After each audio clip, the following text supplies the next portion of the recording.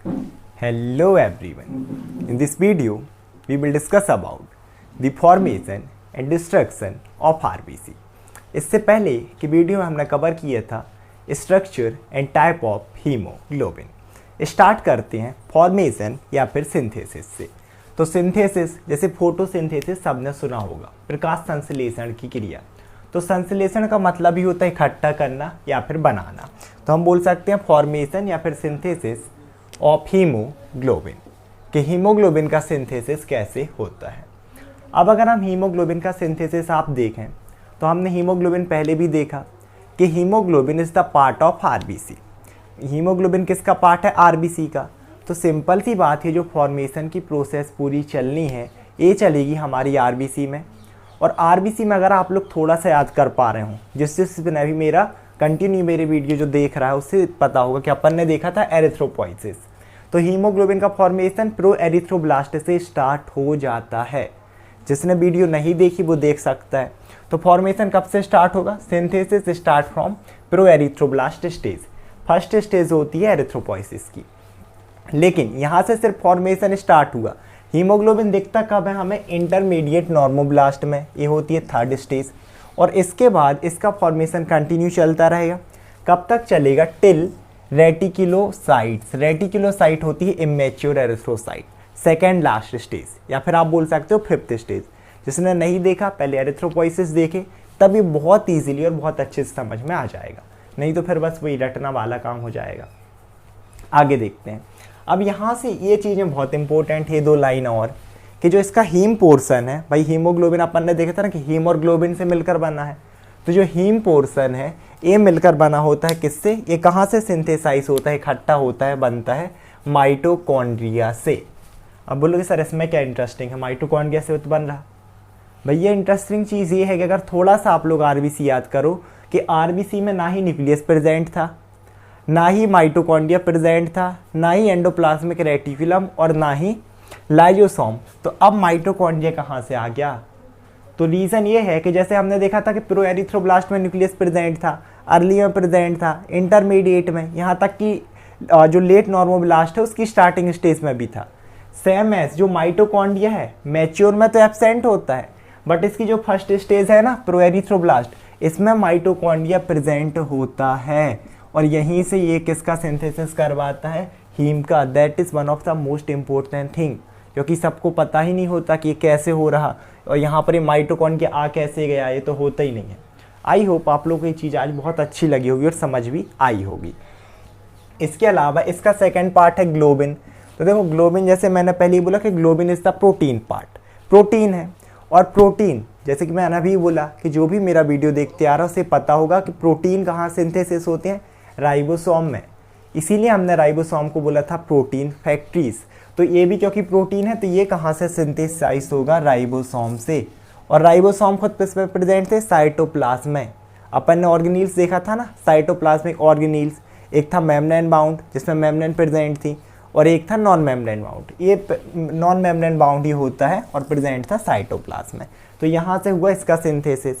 अब हमें क्या देखना है? कुछ ऐसे फैक्टर जो कि इस फॉर्मेशन को इंक्रीज करवाते हैं या फिर इस फॉर्मेशन में हेल्प करते हैं या नेसेसरी हैं।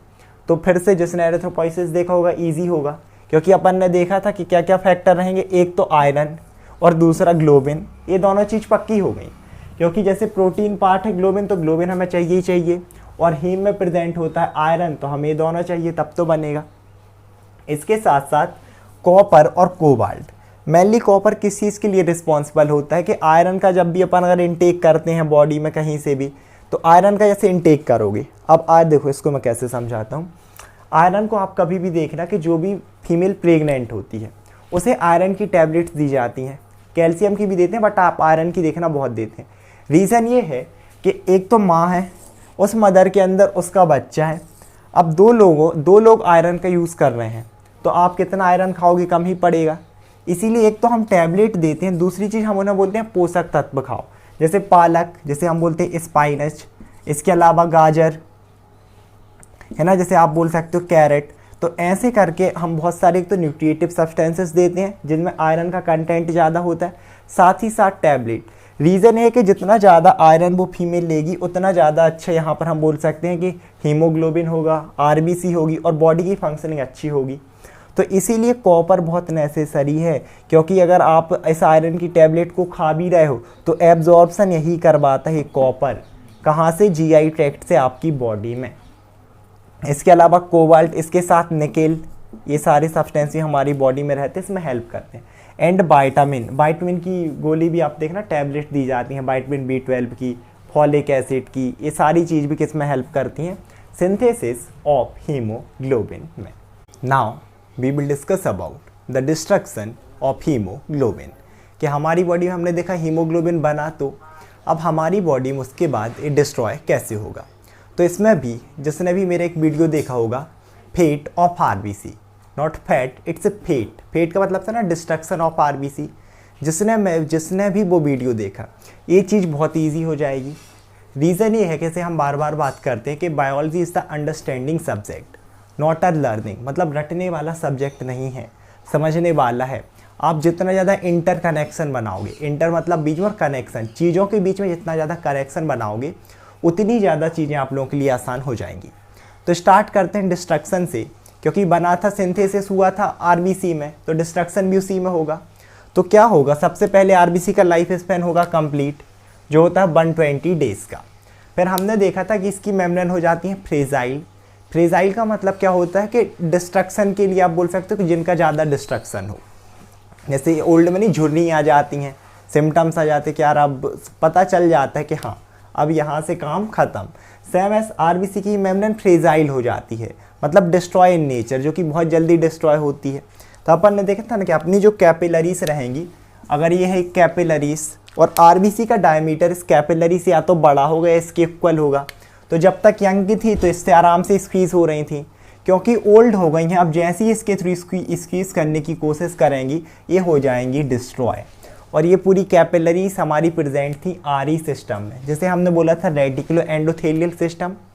आसान भाषा में अभी आप लोग बोलना चाहो तो आप लोग बोल सकते हो स्प्लीन, क्योंकि रेटिकुलो एंडोथेलियल सिस्टम हम आगे डिटेल में पढ़ेंगे। तो यहाँ तक हमने देखा। अब क्या होगा कि हमारा हीमोग्लोबिन जैसे दो चीज़ों से मिलकर बना था, one is haem, another one is globin, तो वो डिस्ट्रॉय भी इन्हीं दो चीज़ों में होगा, हीम में एंड ग्लोबिन में। और अब ये आरबीसी से किस में रिलीज हो जाएंगे, प्लाज्मा में, क्योंकि अपन ने ब्लड का कंपोनेंट देखा था ना, प्लाज्मा कार्पस्कल, तो अब कहाँ गए, प्लाज्मा में। अब क्या होगा, अब यहाँ से जो दो पार्ट हुए, यहाँ पर इंपॉर्टेंट चीज़ें ये हैं कि ग्लोबिन का बहुत काम झाम होता नहीं है, ये डिस्ट्रॉय हुआ और या फिर से क्या होगा कि जैसे ही डिस्ट्रॉय हो गया अब इसका फिर से काम है कि इसे नया हीमोग्लोबिन बनाना है, तो ये उस चीज़ के लिए यूज़ हो जाएगा, रीसिंथेसिस ऑफ हीमोग्लोबिन। लेकिन जो हमने हीम पार्ट देखा था, हीम में भी दो चीज़ें आ रही थी, एक था आयरन और इस आयरन के बाहर यहाँ पर प्रेजेंट थी 4 पायरोल रिंग, जिसे हमने बोला था पोरफायरिन। तो इस हीम में भी क्या होगा, फिर से दो चीज़ों में डिवाइड होगा, जैसे बना बिल्कुल ऑपोजिट प्रोसेस चल रही है, एक है आयरन और एक है पोरफायरिन। आयरन का फिर से बहुत ज़्यादा लोचा है नहीं, आयरन फिर से यूज़ हो जाएगा हमारे किस चीज़ के लिए, सिंथेसिस ऑफ न्यू हीमोग्लोबिन। सबसे इम्पोर्टेंट चीज़ यहाँ पर है पोरफायरिन की, इट इज़ वेरी इंपॉर्टेंट, क्योंकि ये प्रैक्टिकल लाइफ में भी है, हम भी उसका सारे लोगों को ये चीज़ बहुत काम की है। क्या है कि अब हमारा जो पोरफायरिन रहता है ये कन्वर्ट होता है बिलीवर्डिन में। किस चीज़ में कन्वर्ट होगा, बिलीवर्डिन। अब ये बिलीवर्डिन क्या है, तो बिलीवर्डिन ये होते हैं पिगमेंट। पिगमेंट का मतलब क्लियर हो गया कि कलर प्रोवाइड करेंगे, और ए बिलीवर्डिन किसको कलर प्रोवाइड कराता है, बाइल को, बाइल जूस को। बाइल जूस को अगर मैं हिंदी में बोलूँ तो पित्तरस, जैसे नहीं बोलते इसका पित्ताशय खत्म हो गया, इसके पित्ताशय की थैली जो हो गई, इसमें डिफॉर्मिटी आ गई, पर्टिकुलरली उसी को हम यहाँ ना उस लिवर से सीक्रेट होता है हमारा बाइल जूस। तो यहाँ पर इस जूस का जो कलर होता है ये होता है लाइट इज ग्रेस, या फिर बोल सकते हो आप इसको ग्रीन, थोड़ा सा ग्रीनेस इसका कलर होता है, और वही ये जो ग्रीन कलर प्रोवाइड करवा रहा है बाइल को, दैट इज़ बिलीवर्डिन। और अब इससे भी इम्पोर्टेंट चीज़ कि इस बिलीवर्डिन का भी जो ऑलमोस्ट पूरा पार्ट रहेगा, मैक्सिमम पार्ट, वो कन्वर्ट हो जाता है बिलीरुबिन में। और बिलीरुबिन हमने पहले भी डिस्कस किया है, ये भी एक पिगमेंट है, कलरिंग पिगमेंट, जो कि स्टूल को या फिर हम बोल सकते हैं फीसेस को येलो कलर प्रोवाइड करता है। और लेकिन अब एक चीज़ है कि हमारी बॉडी में चाहे ये बिलीवर्डिन हो या फिर बिलिरुबिन है ना, कहने का मतलब कि डिस्ट्रक्शन ऑफ आरबीसी इतना ही हो ताकि ये पिगमेंट इतने अमाउंट में ही बने कि हमारी बॉडी में सिर्फ किसको येलो कलर प्रोवाइड करें, स्टूल को या फीसेस को। लेकिन अगर किसी भी वजह से कोई भी डिफॉर्मिटी हो, पैथोलॉजिकल कंडीशन हो या फिर फिजियोलॉजिकल कंडीशन हो कि क्या होने लगे कि इन आरबीसी का डिस्ट्रक्शन होने लगे ज़्यादा, तो इस बिलिरुबिन का भी फॉर्मेशन हो जाता है ज़्यादा। तो अब क्या होगा कि आपके स्टूल का कलर तो येलो होगा ही होगा, साथ ही साथ यूरिन का, यहाँ तक कि आपकी स्किन का, आपकी आँख का कलर भी येलो होने लगता है। और इसी कंडीशन को हम बोलते हैं जॉइंटिस, जिसे अगर हम हिंदी में बोलें तो पीलिया। पीलिया जिसमें होता है ना कि पूरा हाथ का कलर, स्किन का कलर, नाखून का कलर, आँख का कलर एकदम येलोइश होने लगता है। तो और एक कंडीशन कब आ सकती है, जैसे अपन ने बर्थ में डिस्कस किया था, क्योंकि जब किसी बच्चे का जब बर्थ होता है तो उस समय उनमें आरबीसी होती हैं 8 मिलियन पर क्यूबिक ऑफ मिलीमीटर। जितना ज़्यादा अमाउंट उतना ज़्यादा डिस्ट्रक्शन, इसीलिए उनमें जॉइंटिस डेवलप हो रहा था।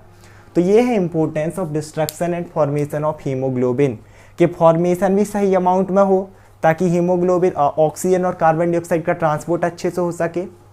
दूसरी चीज़ कि डिस्ट्रक्शन भी सही अमाउंट में हो।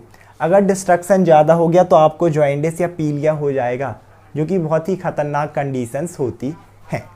आई होप आप लोग को वीडियो समझ में आया होगा। Thank you so much everyone.